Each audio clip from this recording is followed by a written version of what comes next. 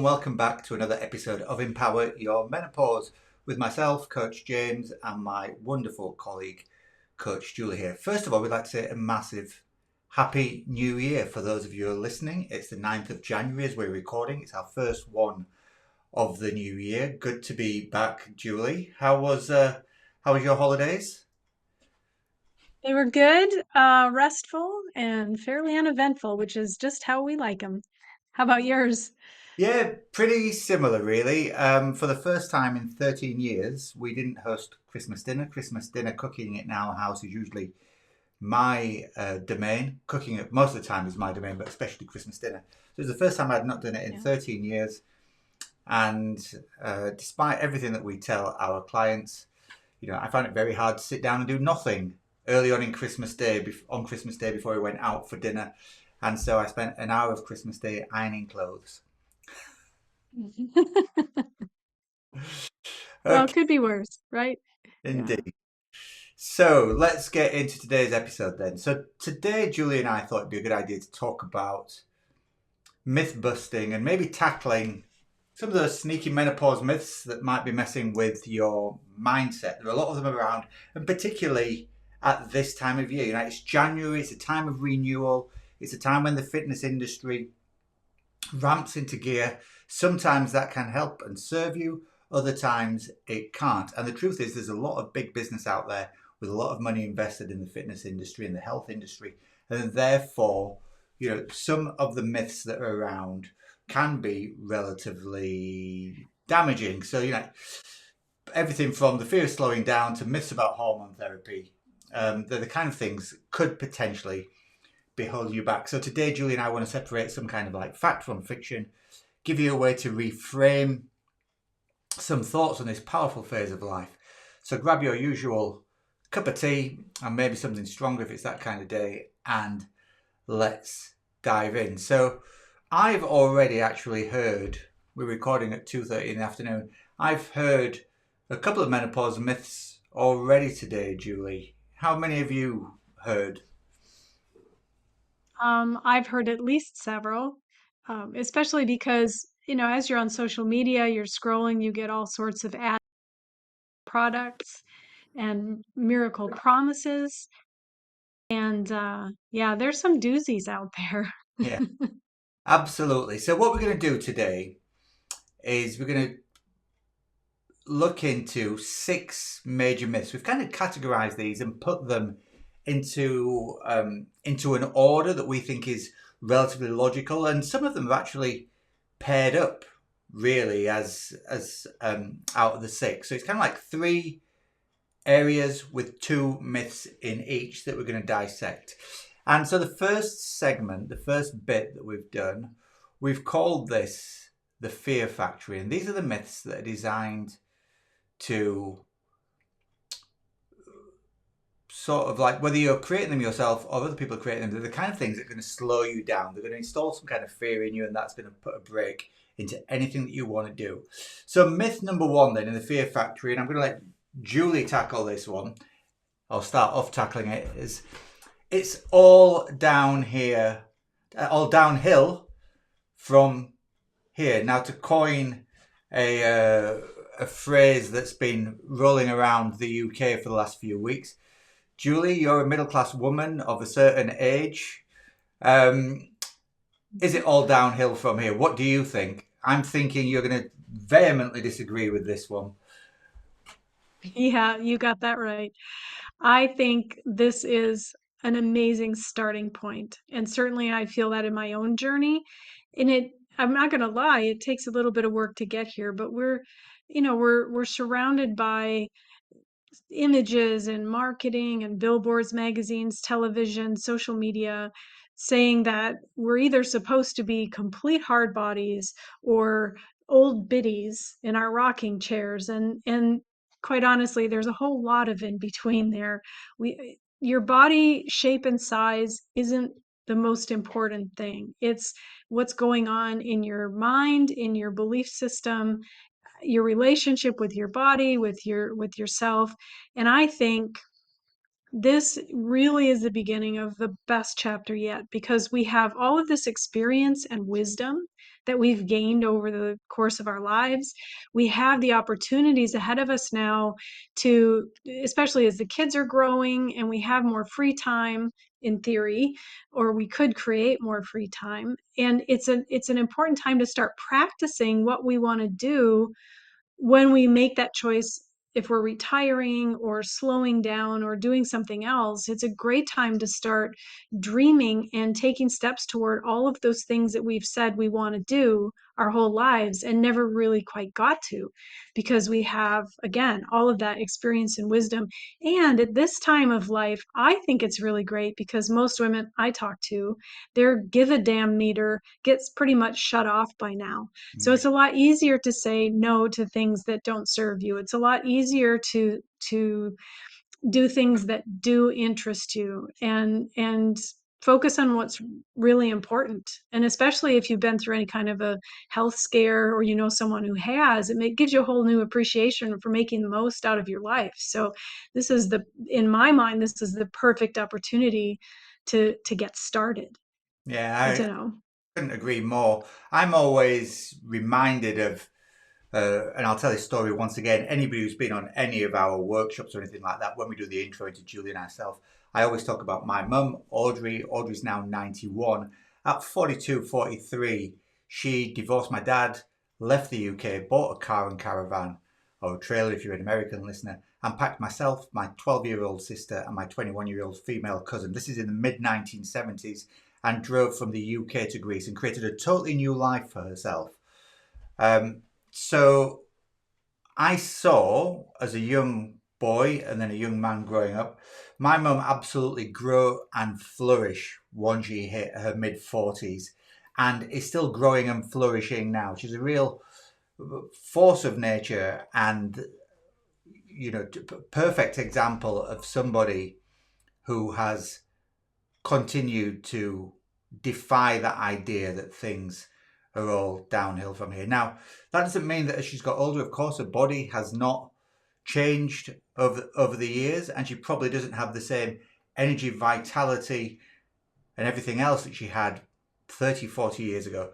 But her mind is sharp as a tack, and she absolutely still wants to do things to grow her own mindset on a daily basis. And I think that's an incredible example. So, Julie, if you're stuck in this idea, or if you're a listener and you're stuck in this idea rather of things are on the dealer from here, what can they do to change that mindset? What can that person do that will actually help them reverse that thought process somewhat? I think this is a perfect time to start a journaling practice, because a lot of times we have all this stuff running around in our head, and until we get it out of our head and onto paper or spoken, through conversations and reflections, we don't really. It just stays kind of muddled. So journaling is a great way to work through this, and writing down things like making your bucket list, as it were, or your dream list of things that you've always wanted to do, and maybe pick a few of those, just brain dump onto some paper, and then pick a few of those, and think about what you've always wanted to do. And once you've settled on a few top items, maybe think of a couple of steps you could take to start working towards one of them. Just one. You don't have to do them all. You can eventually, of course, but it gets a bit overwhelming if we try to do too much at once. So just taking that step and saying, oh, I can actually do this, right? We always talk about breaking things down into tiny steps, and in practicing tiny habits. So I think this is a really good place to start. What Yeah. about you? You have any suggestions? Well, I love that. I've just started journaling myself today. Apologies for anybody who's watching on YouTube who sees my camera keep switching off. For some reason, we're again being blighted by our usual tech problems, and my camera seems to be going to sleep mode continually without me asking it to. Who knows why? It shouldn't be doing it. But yes, journaling, I absolutely love that. And I love this idea of three things that you've really always wanted to do, and then picking just one of them to focus on, and ticking off sort of like that bucket list as you're getting older and making sure that you're still Mm. keeping yourself, both your mind and body active by having some really, really strong goals. So absolutely love that one. Shall we move on to myth two then? Oh, So, yes. yeah, so myth two is another one that I'm going to bring my mum back into this because, again, it's something that I talk about a lot. Um, myth two is don't talk about menopause, it's embarrassing. Now, I remember being maybe 11, 12 years old. My mum had started going through into the menopause years, and her and her friends. I lived in a totally female household, by the way, no male influence at all, apart from me, and I was too young to really have an influence. And even despite the fact that there was nobody there to listen, when my mum and her girlfriends would talk about the idea of the menopause, it was done almost in a shrouded corner of the kitchen and sort of like really low voiced. At the time, people used to call it the change of life. And I remember wondering what this big change was, this mystery about it, because exactly because of the way that it was being talked about. Now, of course, that's 50 years ago, and things have come on and progressed massively since then over the last few years. But this is still something that is out there, I think. And I think that the more that women talk about it, and the more that men like myself join in that conversation as well, the more it normalizes the conversation that this is actually no different. It's another life phase. Yeah, it's just like everything Hmm. else, just like birth, just like um, moving into puberty, getting into what people might call your prime years, 20s, 30s, those reproductive years. This is just another life phase. And there are many, many other places where, and cultures where reaching this point is seen as something to be celebrated rather than something to be hidden Hmm. or talked about. But I don't know what you think on this one, Julie. Well, I totally agree. And I know when I was going through my menopause, nobody had prepared me for it, and I didn't know what was going on. And had I had somebody to talk to or even ask questions or had some kind of information or preparation, we get the talk when we're ready to go through puberty, but nobody prepares you for perimenopause or menopause. And it was really difficult for me. And I know for other women, and there are some things that feel very embarrassing and almost shameful. Like some people experience urinary incontinence, some people experience changes to their skin, vaginal dryness, loss of libido, and things that you just don't want to talk about in public. But these are perfectly normal things as our bodies change. And I think the other thing is, or one of the other things that happens is that we feel like we're powerless against or over these changes, and we're not. There are lots of things that we can do, but until we talk about this and normalize it, it stays kind of hidden. And while you're right, there's a lot more conversation around it now. Even doctors aren't that well educated about it, so they find it difficult if you're not having symptoms that they consider to be standard. I mean, the last list I saw had over 47 different symptoms that are common to Mm-hmm. menopause. Everyone experiences them differently. There are some symptoms that are menopause related that might not be related to menopause. And so it becomes very difficult to know, where do you even start? How do you even start addressing it? But the best way to start is to just start. Mm-hmm. Start talking to women in that same age group. Start talking to women who maybe have gone through it and bring it out into the open, because these are normal things. We are humans with human bodies, and our bodies have functions. And when we think about, we don't think anything about having to change diapers for kids.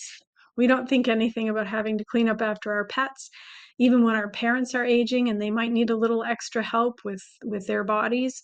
We don't look at that as a shameful thing, but somehow when it happens to us, we feel like it's different, and it's not. And as I said, we're not powerless. There are lots of different things that we can do. The other thing, our mindset has so much to do with the way we experience it. So if we look at it as something that's bad, then we're going to experience it that way. But if we look at it, as we were saying, as this new chapter, as something that is this freedom from menstrual cycles and this freedom from being held back, and being able to go and do the things that we've always wanted to do, it takes away a lot of that stigma, and it opens up your mind and your beliefs and your thoughts about it, and makes it a more normal and okay thing. Yeah. And the truth is, there are a lot of groups out there at the moment, including our own membership group, where women can get together and talk about this with other women who are in a similar situation, right? So even if you jump into Hmm. a free Facebook group, Fabulous Beyond 40, the group on Facebook, you can do that without having to pay a penny. And then lots of other groups out there who encourage women to get together and talk. So I think absolutely the Yeah. more we talk about it, the better it is.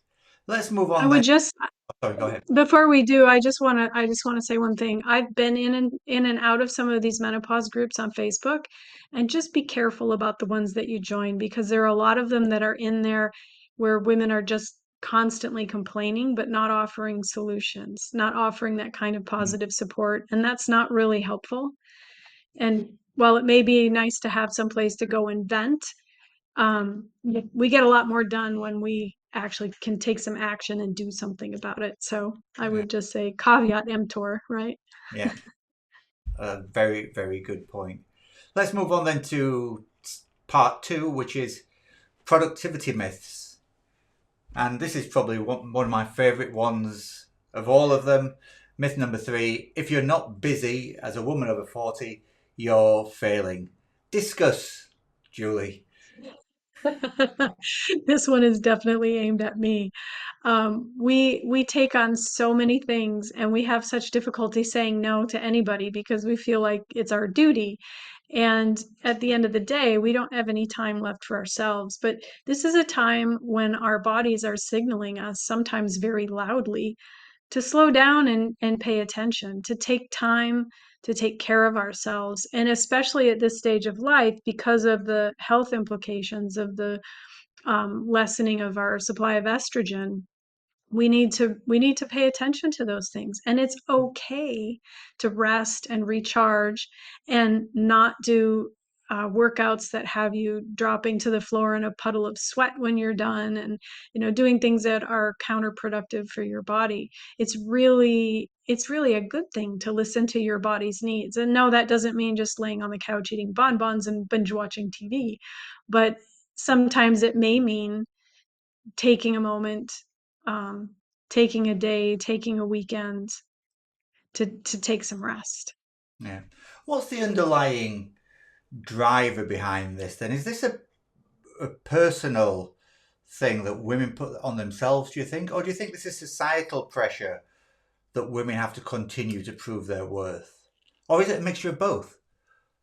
I think it's a mixture of both, and I think a lot of it depends on how we were raised, the environment we were raised in.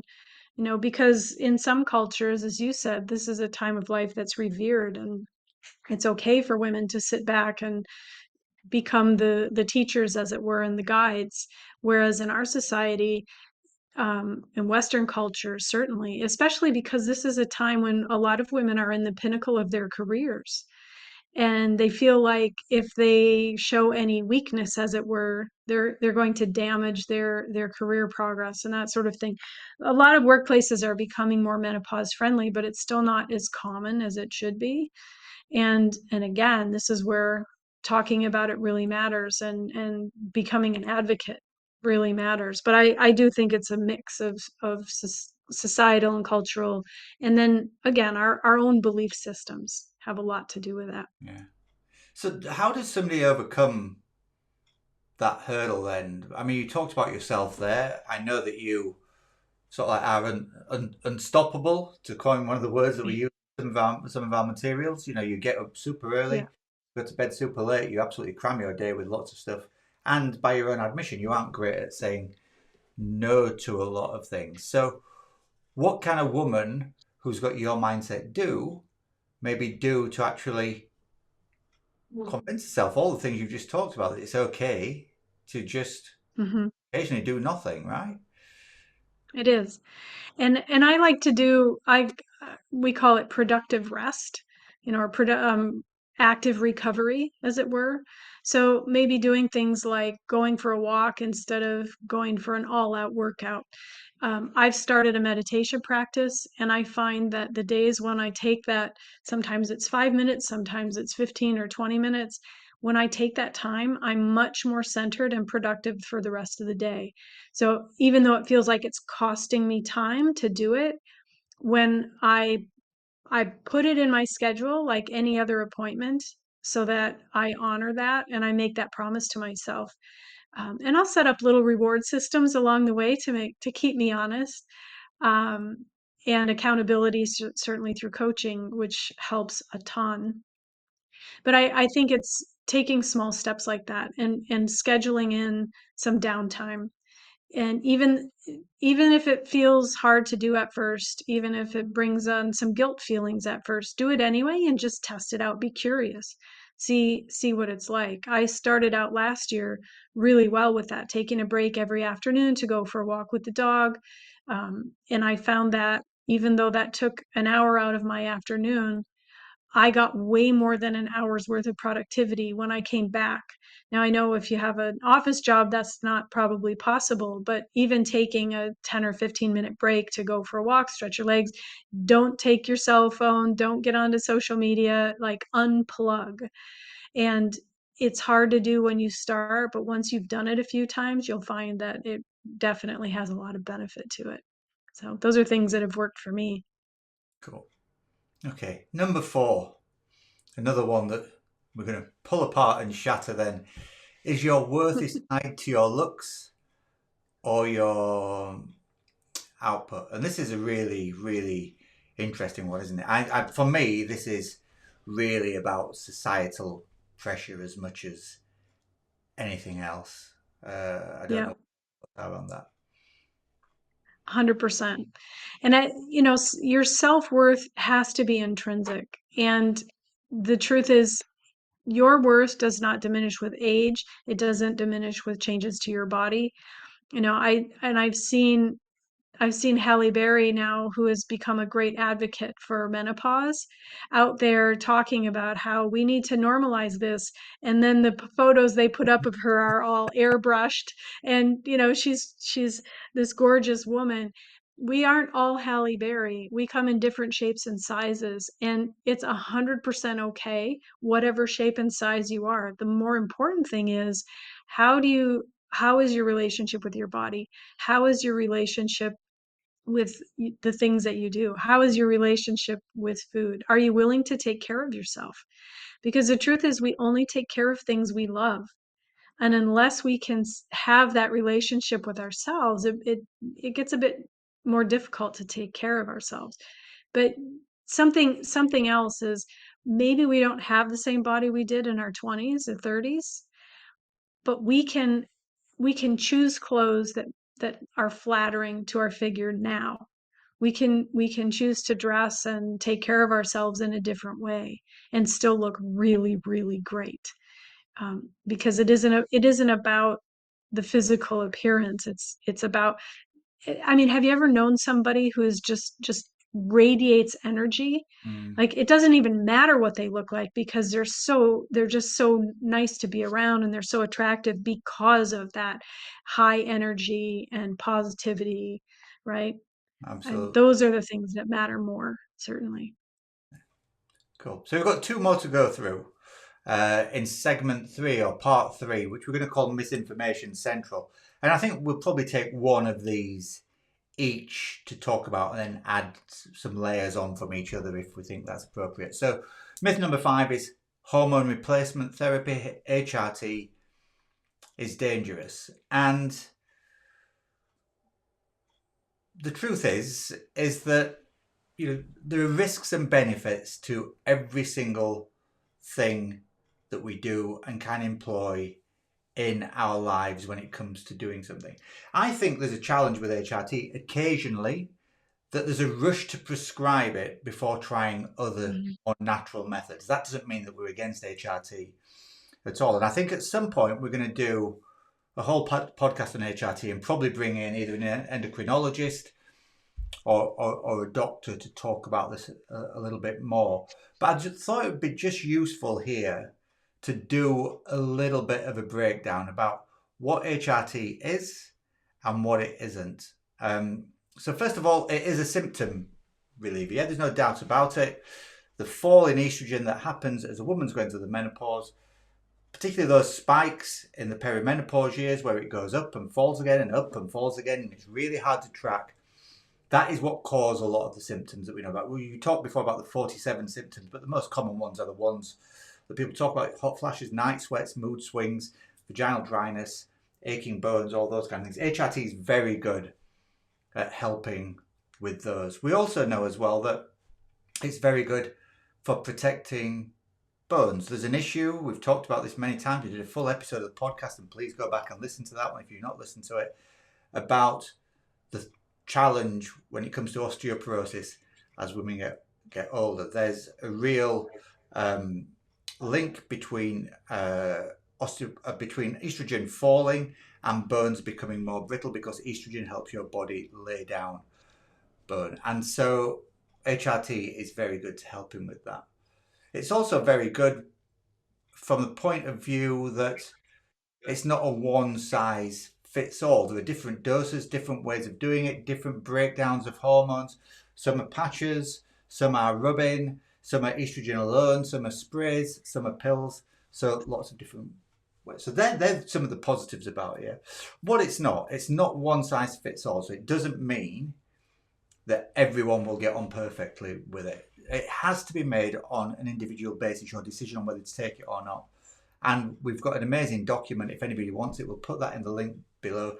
8 questions to ask your GP before deciding to go on HRT. And that, I think, is a really good document, because it gives you some things to think about, to ask about when you're talking to your healthcare professional about whether you should go on HRT or not. It's not a fountain of youth, right? It is not something that is, it's the magic elixir that's going to turn us all back into 21-year-old sirens. It's not that. It's not a cure-all. It might make you feel a bit more like your old self again, but it's not a magic potion. And then finally, I think it's worth highlighting as well that it's not without risks. Like any treatment, there are a risk of certain increased types of cancer, cardiovascular issues, especially the longer you are actually on hormone replacement therapy. And so it's worth just looking at all those pluses and minuses when it comes to whether you want to make a decision or not. But just dismissing it as being dangerous or just saying that it's an absolute cure-all, it's neither of those things. It's somewhere in the middle, and your experience will vary, like all your experience throughout life will vary very much depending on you as an individual. Julie, I'm not sure if there's anything you want to add to that about HRT. I think the type of HRT you get can vary greatly, because I know that a lot of the research where they said it was dangerous was done with synthetic hormones prescribed at high doses. So when you're looking at potentially bioidentical hormone replacement therapy, it's usually safer and it can be more tailored to your specific needs, and the dosage is easier to regulate. So I think that's important as well. Yeah, important Yeah. there as well to note that if you're in the UK, you may not get bioidentical HRT just on the NHS. It is more likely to be a synthetic hormone Yeah. replacement. So worth just popping that there as well. But if you do want to download that document about the 8 questions to ask your GP or your doctor around HRT, we'll pop that in the show notes for you. So the final one then, Julie, I'm going to throw you the hand grenade over. Menopause ends your sex life. Yeah. I say, what is it in the UK? Codswallop. Um, this is not true. And again, while things may change, especially things like vaginal dryness can and the shrinking of the vaginal canal can make sexual intercourse a bit more painful for women and a bit less comfortable. There are different things you can use to ease that. There are vaginal suppositories and lubricants and things that can be used to ease that discomfort. And it may just mean looking at your sex life a little bit differently. You can be very intimate in a number of different ways without only having sexual Hmm. intercourse. And I think maybe at some point in the future, it would be fun to have, as we like to say, a sexpert on as a guest, because this is a topic that could probably cover a whole podcast on its own, and then some. So, but the truth is, it isn't about saying it's just over. You don't just you know just put yourself away in the closet for the rest of your life. You want to have relationships and feel fulfilled, and there are lots of ways to still enjoy that intimacy. So your sexual health may change a bit, but rest assured it doesn't just disappear. And we like to say it might be more like just discovering new dance moves instead of sitting out the whole set. So that's all I'm going to say about that. We'll bring somebody in who can speak to that in depth I, sometime in the future. I think it's worth just highlighting there that you've mentioned vaginal lubricants. I think water-based is probably the way to go Yes. when it comes. Yeah, stay away from petroleum-based products, definitely. Yeah, look for something that's organic and with fewer chemicals in as possible, because uh, it can be quite challenging if you go down the other route for your long-term Yeah. health. Yeah. Yeah. Okay, great. So we've come up to the end of our 30 minutes and got it spot on today. Excellent. So we'd like to thank you all for listening to myself and Julie as we've debunked some of the myths around menopause. If there's anything here that's affected you in any way, or anything you'd like to dive into things further with us, we do offer a free call service. You just go to freecall.fabulousbeyond40.com. You can choose whether you want to speak to myself or Julie, and we'll do a 45-minute call with you and give you some tools to move forward in your journey and hopefully help with any queries you have. But that's it for this week. We'll put all the other show links in the notes below, such as the link to our Facebook group and the link to that 8 questions to ask your doctors about HRT. So it's been James and Julie from Fabulous Beyond 40. Just reminding you to stay strong and stay fabulous, and we'll see you next time. Take care. Bye.